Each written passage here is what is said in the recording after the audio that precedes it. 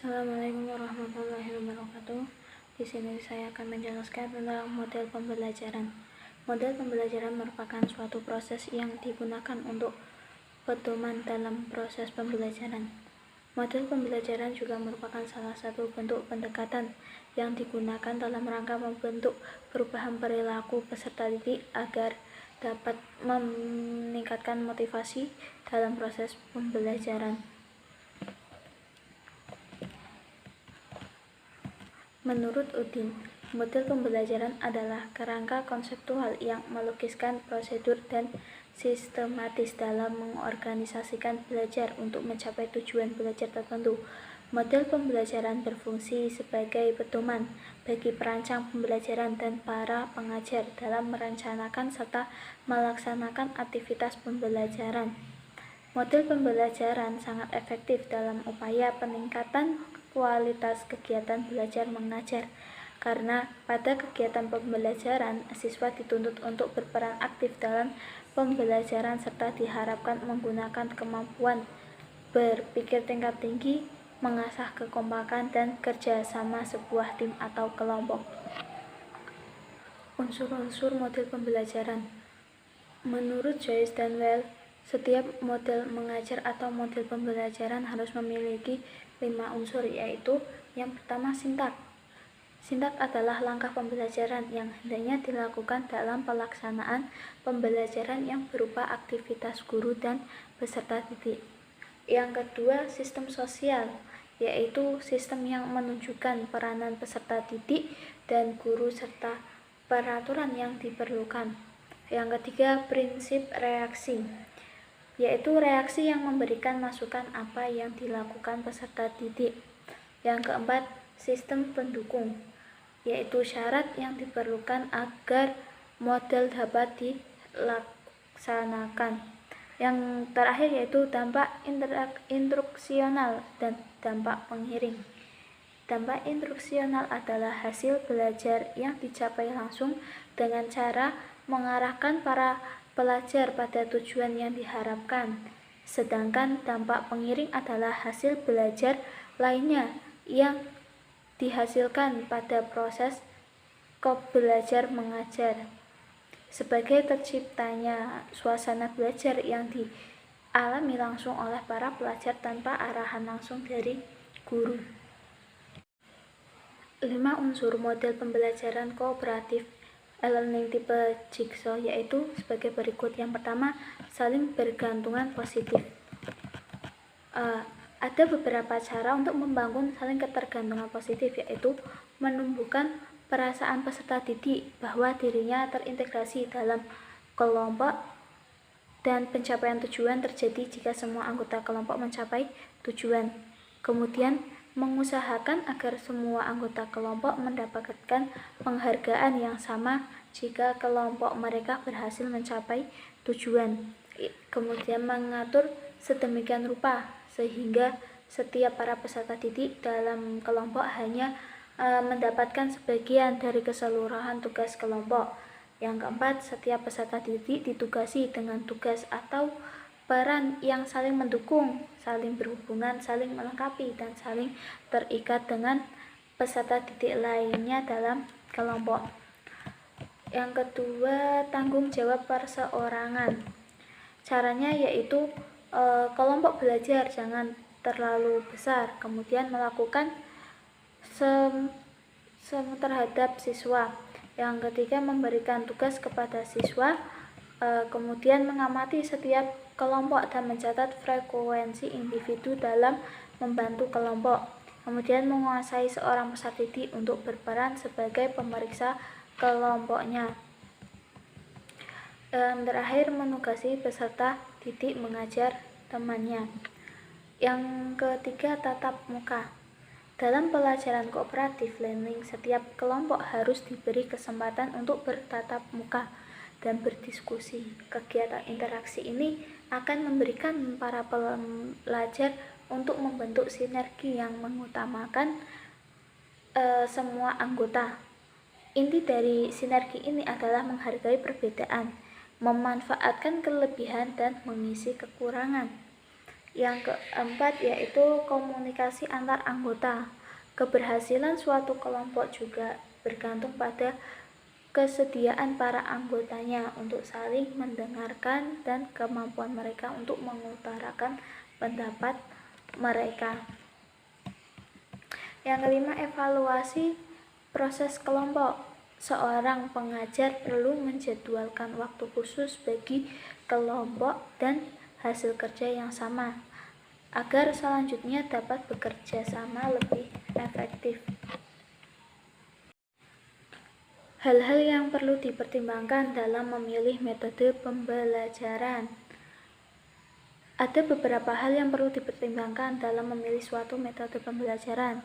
Yang pertama, karakter materi pembelajaran, kemudian ketersediaan sarana belajar, kemudian kemampuan dasar siswa, dan yang terakhir adalah alokasi waktu pembelajaran. Macam-macam model pembelajaran. Yang pertama, model pembelajaran langsung. Pembelajaran langsung dapat didefinisikan sebagai pembelajaran di mana guru mentransformasikan informasi atau keterampilan secara langsung kepada peserta didik. Pembelajaran berorientasi pada tujuan dan distrukturkan oleh guru. Yang kedua, model pembelajaran berbasis masalah. Pengajaran berdasarkan masalah merupakan pendekatan yang efektif untuk pengajaran proses berpikir tinggi. Pembelajaran ini membentuk siswa untuk memproses informasi yang sudah jadi dalam benaknya dan menyusun pengetahuan mereka tentang dunia sosial dan sekitarnya. Berbagai pengembangan pengajaran berdasarkan masalah telah memberikan model pengajaran itu memiliki karakteristik. Adapun karakteristiknya adalah pengajuan pertanyaan atau masalah, kemudian berfokus pada keterkaitan antar disiplin, penyelidikan autentik, menghasilkan produk dan memamerkan, dan yang terakhir adalah kolaborasi. 3. Model pembelajaran pendidikan matematika realistik Indonesia atau disingkat PMRI. Pendekatan PMRI adalah suatu pendekatan pembelajaran matematika yang dekat dengan kehidupan nyata siswa sebagai meningkatkan pemahaman dan daya nalar. Model pembelajaran ini ciri-cirinya adalah menggunakan masalah konseptual, di mana matematika dipandang sebagai kegiatan sehari-hari manusia, sehingga memecahkan masalah kehidupan yang dihadapi atau dialami oleh siswa. Yang kedua, menggunakan model yaitu belajar matematika berarti bekerja dengan matematika.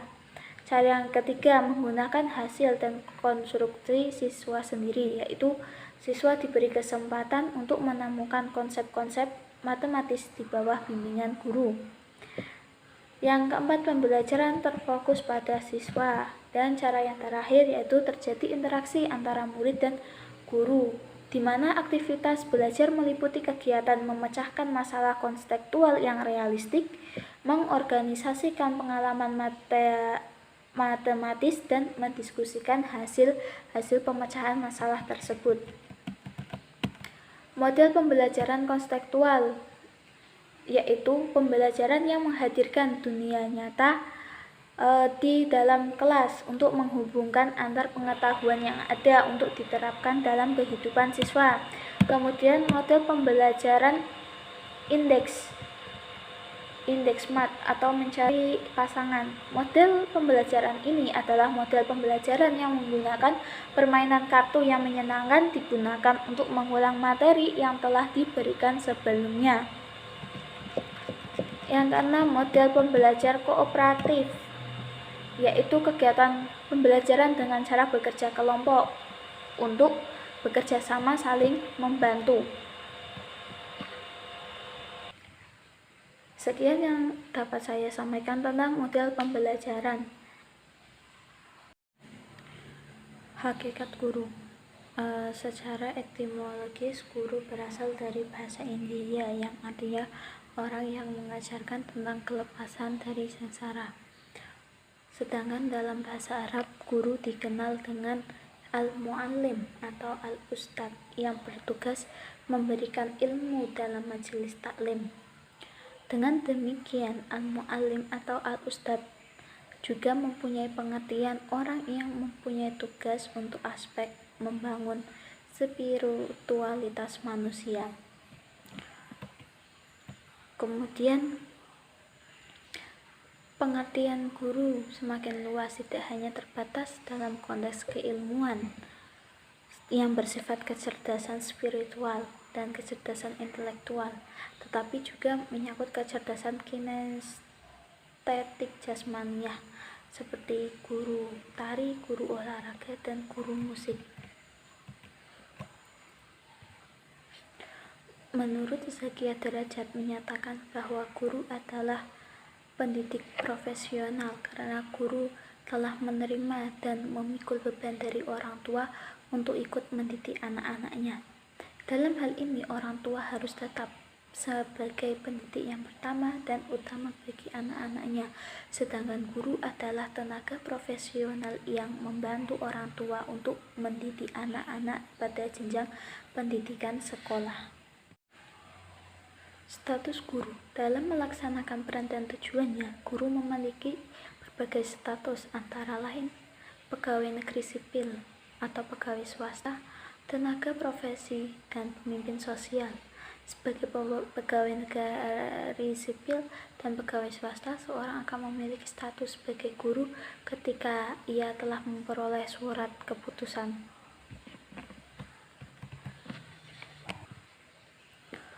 Menurut Dedi Supriyadi, telah menjelaskan secara jelas pengertian profesi, profesionalisme, dan profesionalitas. Profesi menunjuk pada suatu pekerjaan atau jabatan yang menuntut keahlian, tanggung jawab, dan kesetiaan terhadap suatu pekerjaan. Profesional menunjuk pada dua hal, yakni orangnya dan penampilan atau kinerja orang itu dalam melaksanakan tugasnya atau pekerjaannya. Sedangkan profesionalisme menunjuk pada derajat atau tingkat penampilan seseorang sebagai seorang profesionalisme dalam melaksanakan profesi yang mulia. Dalam bahasa Sanskerta, guru berarti seorang yang dihormati, figur yang tidak memiliki celah dan tidak boleh memiliki kesalahan. Guru sekaligus menyandang status yang memiliki peran amat mulia, yakni sebagai pendidik, pengajar, pembimbing, dan pelatih. Sekarang yang terakhir adalah konsep dasar pembelajaran. Konsep dasar pembelajaran adalah landasan ilmiah pembelajaran.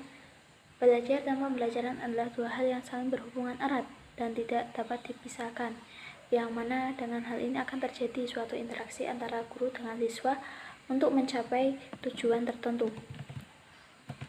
Yang kemudian dalam konsep dasar pembelajaran membahas tentang hakikat pembelajaran. Hakikat pembelajaran menurut Darsono secara umum adalah belajar dimaknani sebagai suatu kegiatan yang mengakibatkan terjadinya perubahan tingkah laku.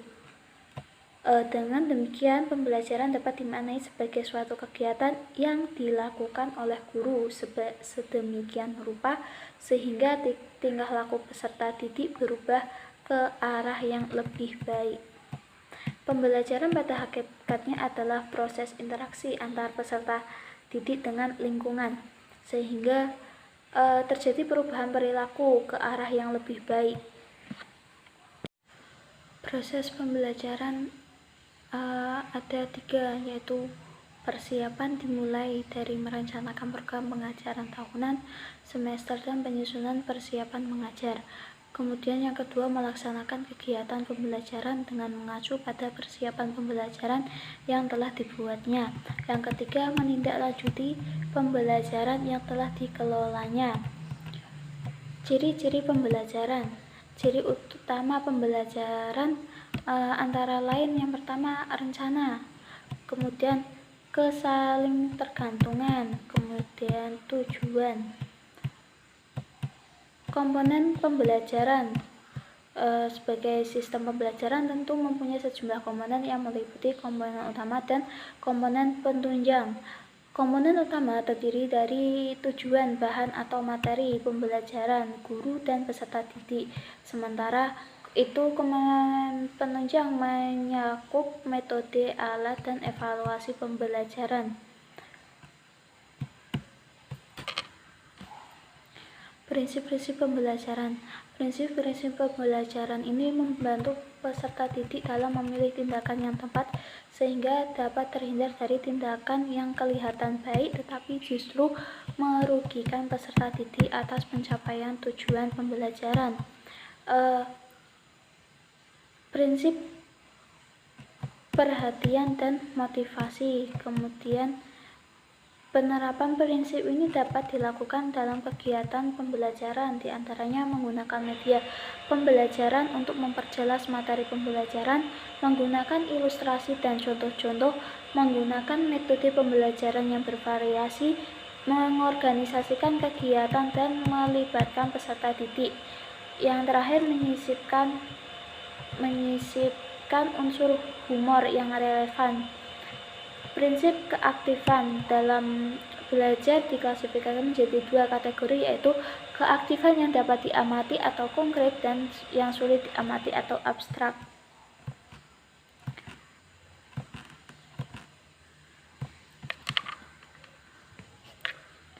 Faktor yang mempengaruhi belajar siswa adalah yang pertama, cara berpikir. Setiap orang melakukan segala hal dalam hidupnya berdasarkan semua yang ada dalam pikirannya.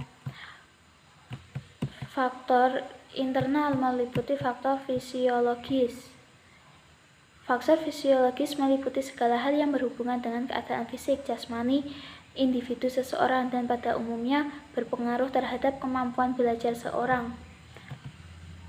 Kemudian faktor psikologis, ini pada hakikatnya proses psikologis.